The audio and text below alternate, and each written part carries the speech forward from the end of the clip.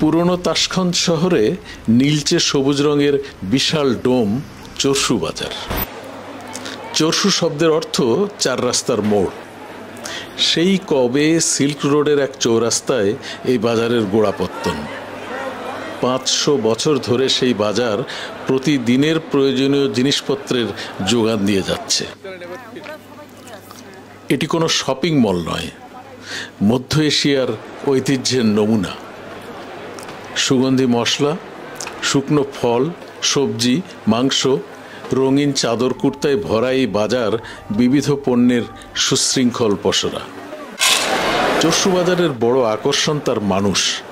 এখানে দরদাম না করে কিছু কেনা যায় না, তবে যতক্ষণ এই বাজারে আছেন ততক্ষণ দু একটা করে কিশমিশ, পেস্তা বাদাম মুখে ফেলে খেতে থাকবেন, কেউ কিচ্ছু বলবে না। চরসু বাজারে একবার এলে মনে হবে একটা কাঁচা বাজার এত সাজানো সুদৃশ্য হতে পারে। এ তো শুধু কেনা বেচার জায়গা নয়, তাশখন্দ শহর এখানে নিঃশব্দে তার গল্প বলে।